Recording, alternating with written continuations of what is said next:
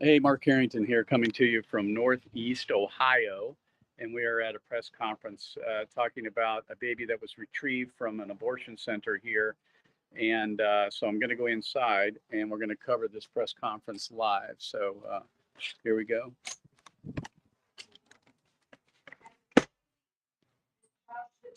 By medical or hazardous waste, and by law should have been put into the proper container. Just so you know, this child is now in the custody of a local funeral director, and we will be planning a funeral at a date to be announced in the future. Had this child been the only thing found in the trash, it would have been horrible by itself. But that's not the case. In addition to finding this child's body, many other items were found. In the biohazard medical waste category, there are many bloody surgical sheets, used and bloody suction cannulas, filled urine specimen cups, and more. And I'm going to show you some of those here.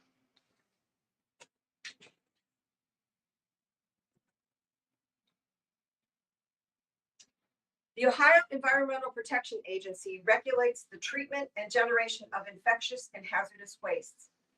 Infectious waste means any wastes or combination of wastes that included cultures and stocks of infectious agents and associated biological, human blood, and blood product. Any business, including this abortion clinic, is subject to Ohio's infectious waste regulations. Those regulations include the stipulation that infectious waste must be stored in a non-putrescent state using refrigeration or freezing when necessary. They must be protected from becoming a food source or breeding ground to animals or insects. Outside storage areas must be locked to prevent unauthorized access. Infectious and hazardous waste containers must be clearly labeled with warning signs. None of this existed at the Northeast Ohio Women's Center abortion facility. Everything was thrown into an unsecured trash can serviced by Republic Waste Company, right outside the rear entrance and easily accessible by anyone or anything. This clinic is located directly next to a crosswalk for a local elementary school as well. And when the clinic is closed, the clinic driveway where the trash cans are located next to is often a shortcut to the apartment complex behind the clinic and the street on which the apartments are located. While abortion disregards the life of a child, the Northeast Ohio Women's Center Abortion Clinic also disregards the health and safety of all individuals and the environment that may be affected by the improper disposal of these hazardous wastes. In addition to the hazardous infectious waste discovered, there were dozens of items that contained patient names, such as prescriptions and prescription vials. Some of these items contained the patient's contact information. Urine cups, filled urine cups, also contained women's names. The Health Insurance Portability and Accountability Act of 1996, known as HIPAA, is a federal law designed to prevent disclosure of sensitive patient health information. It requires that entities apply appropriate administrative, technical, and physical safeguards to protect the privacy of protected health information in any form. Entities are not permitted to simply abandon anything with protected health information or dispose of it in dumpsters or other containers that are accessible by the public or other unauthorized persons unless the information has been rendered essentially unreadable, indecipherable, and cannot otherwise be reconstructed prior to disposal in the trash. None of that occurred at the Northeast Ohio Women's Center abortion facility. As I mentioned earlier, the Northeast Ohio Women's Center abortion clinic disregards the life of the children it inhumanely disposes of, disregards the health and safety of people in the environment, and also disregards the privacy and safety of the clients who abort their children. None of this surprises me. This facility, along with David Berkins, the abortionist who runs it, has a long history of health and safety violations, yet still remains open. In 2013, while David Berkins was working for the previous owner, and it was known at the same location as the Capitol Care Clinic, it was ordered closed by the Ohio Department of Health for severe violations of state code, and also by the federal DEA for drug violations. It reopened just 1 year later by new owner David Berkins, simply by changing its name. It had the same phone number, the same website, and was given a license by the Ohio Department of Health in spite of not having answered any of the previous violations. The deficiencies continued, and the license was never revoked. Currently, the Ohio Department of Health lists the clinic status as active, yet the license expired in March of 2019. In 2017, David Berkins lost his medical license for 6 months only, after being cited by the Ohio Medical Board for basically running a pill mill from the clinic. He also received a 3-year probation, but continued to operate the clinic. David Berkins was not the only name discovered on the patient items recovered from the trash. Other names included that of Rebecca Lowenthal, who was reported to be the abortionist that performed an alleged late-term abortion on 22-year-old Lakeisha Wilson at preterm abortion clinic in Cleveland, after which she tragically died. The discovery of these things at the Northeast Ohio Women's Center Abortion Clinic reaches far beyond this location. David Berkins also runs the Northeast Ohio Women's Center in Shaker Heights. He's associated with the Toledo Women's Capital Care Abortion Clinic. He's been the medical director at Preterm Abortion Clinic in Cleveland. He's worked at Planned Parenthood in Bedford and was associated with Founders Abortion Clinic in Columbus before their closure. What is happening in Cuyahoga Falls, in clear violation of Ohio law, should be investigated at any facility where he has an association. These items were found over a period of weeks, and there's no way of knowing how long it's been going on, but we do know that it's not a one-time occurrence. If you haven't already received one, when you leave here today, and those of you that are streaming this online and require a press packet, we can send that to you. But in the packet will be a copy of Senate Bill 27, along with an analysis by the Legislative Service Commission, a copy of my Senate testimony on that legislation, a summary of Ohio's laws concerning infectious waste disposal, a summary of the HIPAA rules and regulations, a printout from the Ohio Department of Health website showing the expired license for the Northeast Ohio Women's Center Abortion Clinic, a printout of public records and documents related to the operation of the Northeast Ohio Women's Center Abortion Clinic, a printout of public records and documents related to David Berkins, and a CD containing the pictures that you see here, plus a few more. Now, if you have any questions, I'll answer them toward the end of this conference after we have heard from our other presenters. I would like to now introduce you to Monica Migliorini Miller, the founder and director of Citizens for a Pro-Life Society, who will address the evidence and the timeline in greater detail. Monica? I want to thank everyone for being here today and all those who are viewing this on our Facebook Live. So I'm Monica Migliorino Miller, Director of Citizens for a Pro-Life Society, and I think I can safely say that of every person in this room, I have spent the most time with this abortion victim. I am the one who did all of the photography of this baby.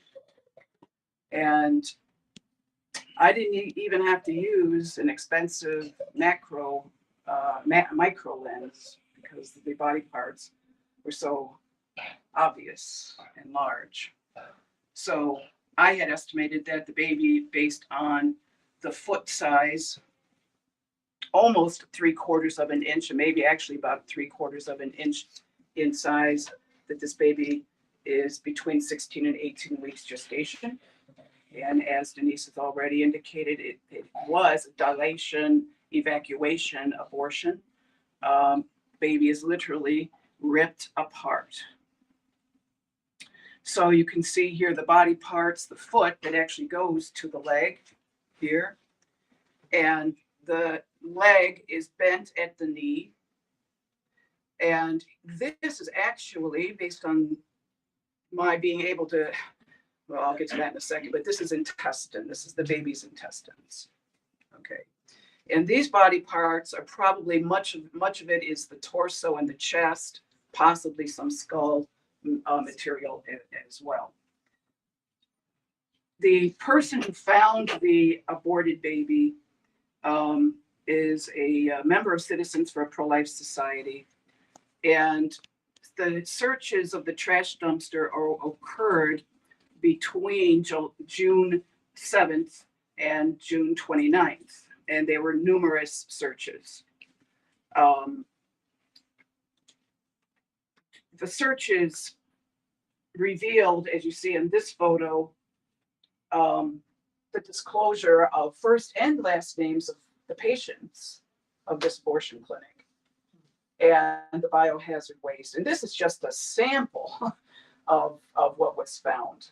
Okay. And we have over 30 names of women who were patrons of this abortion facility, whose names were clearly identifiable in the trash containers of the Northeast Ohio Women's Center in Cuyahoga Falls. The violations here are on a number of levels. And obviously the first level is the injustice of abortion itself. Yeah. I submit that no human being would do this to a dog on the worst day of their lives. And if they did, it would be illegal. And then to throw away this human being in the trash. And you know, there's no way in the history of this abortion clinic that this is the first time that an aborted baby was thrown away in their trash container. So these are the dark secrets that the residents who live close by, the school children who cross the street, the Sunoco station next door never knows that there are dead people in the trash containers of this abortion facility. This unborn baby will be given a humane burial in the weeks to come, and it will be the only act of charity this baby will ever know. A burial, which, by the way, I find rather ironic from a Christian point of view. Christianity, we have 7 corporal works of mercy. The last work of mercy is to bury the dead. But it'll be the first work of mercy that this baby will ever know.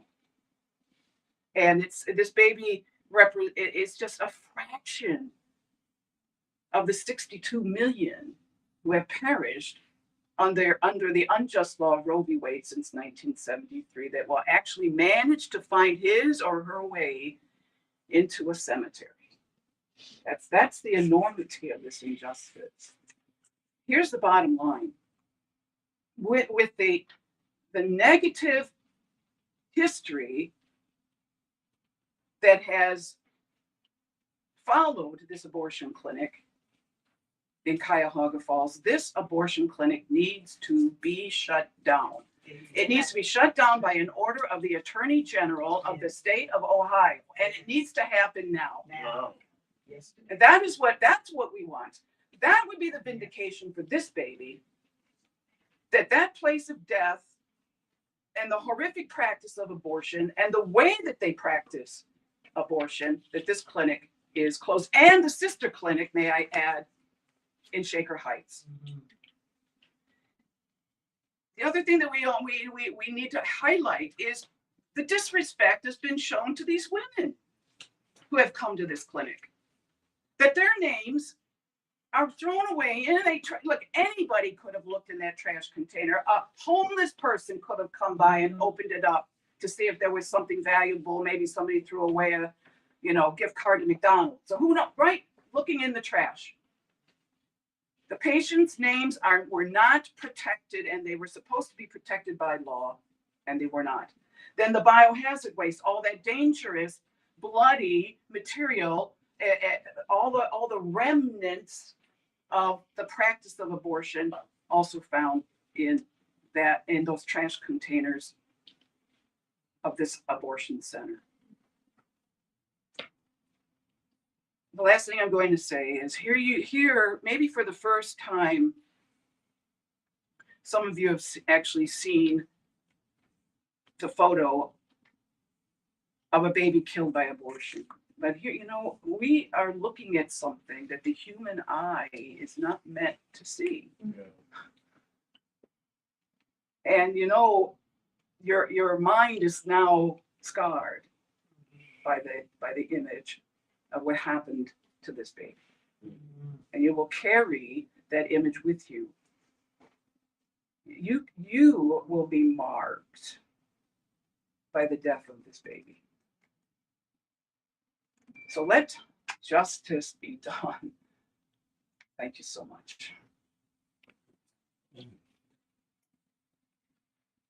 We don't want the discovery of these things or this press conference to be in vain. I would like to now introduce you to Allie Frazier, who is the Communications Director at Ohio Right to Life, who will address the actions that we are taking and the things that we are calling for in response. Allie?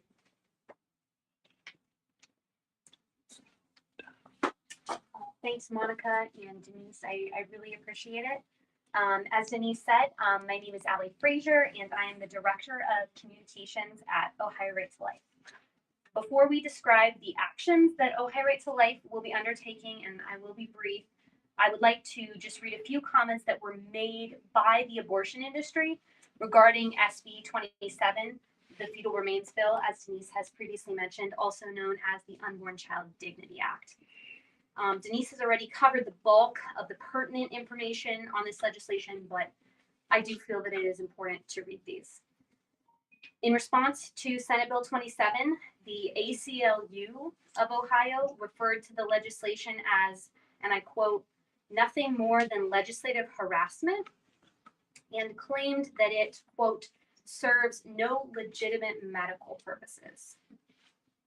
Likewise, NARAL Pro-Choice Ohio called the Unborn Child Dignity Act a completely unnecessary, burdensome regulation and a sham based on inaccurate information.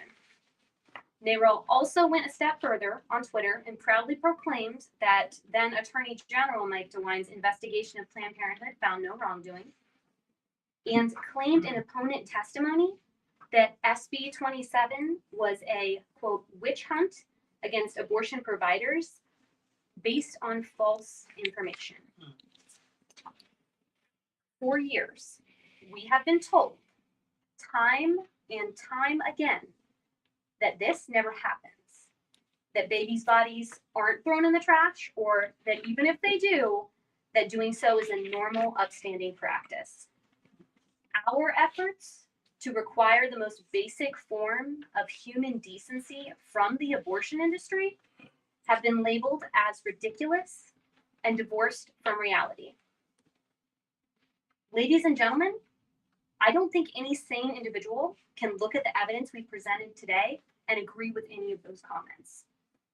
This is happening in Ohio, and it is an egregious violation of the law and of basic human decency. Furthermore, in light of these findings, it is crystal clear that the abortion industry's blatant disregard for human life does not end with unborn children. In addition to this child's broken body, items containing the medical information of over 300 individuals, exposed and easily readable, they've clearly been redacted for confidentiality purposes, were found scattered in the trash behind Northeast Ohio Women's Center. This, in our opinion, is a clear violation of HIPAA requirements, as Denise has mentioned previously, and it is an egregious breach of medical ethics. Northeast Ohio Women's Center hasn't just thrown a child's body in the trash. They have put women's confidential and deeply personal medical information at risk as well. Going forward, Ohio Right to Life will do everything in our power to hold this abortion facility accountable for their actions. We are filing formal complaints with the following entities: the State Medical Board, the Ohio Department of Health, the Joint Commission, the Ohio EPA, the Summit County Health Department, and Health and Human Services, which is HHS. Additionally, we plan on working with Ohio Attorney General Dave Yost to ensure that justice is served and that this abortion facility complies fully with state law. Abortion facilities are not exempt from following Ohio law, and we will see to it that they are not allowed to do so. Thank you.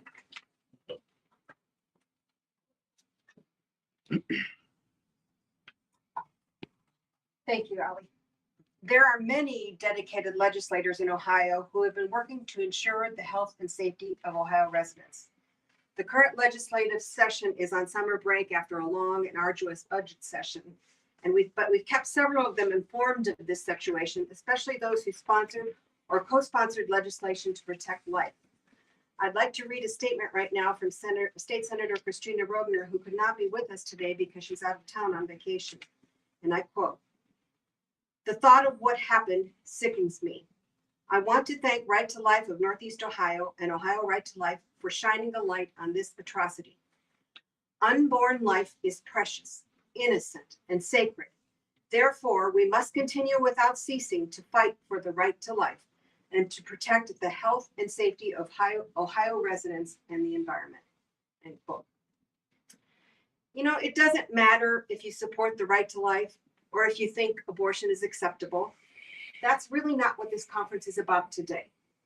This conference is about the law and following the rules and regulations that are in place to protect us all.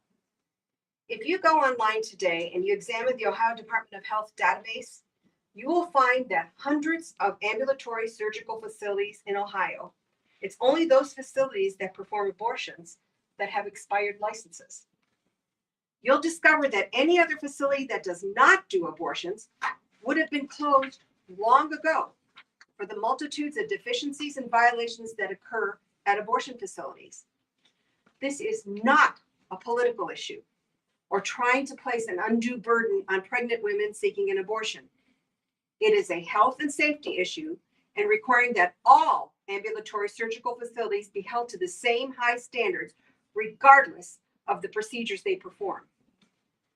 Two human beings always enter an abortion clinic. One of them always dies.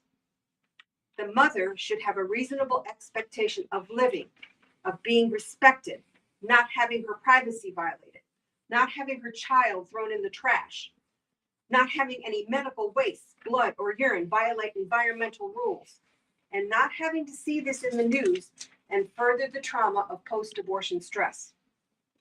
Until we are one day able to end the tragedy of killing our preborn children, we need abortion clinics, especially the Northeast Ohio's Women's Center, to obey the law. Thank you. And I'll be happy to answer any questions that you have. And if you're viewing this online, you can just post them online and I will be glad to answer them as well. Anybody in the room, questions? I thank you for joining us today. If you haven't received the press packet, they're in the back and we'll be here for a while longer if you have any questions you want to bring to us personally. Thank you.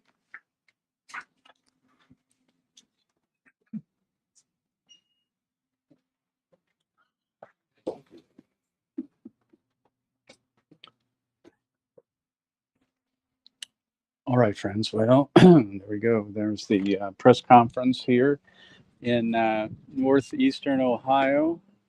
Baby retrieved from an abortion center here just recently after the Red Rose rescue took place in June.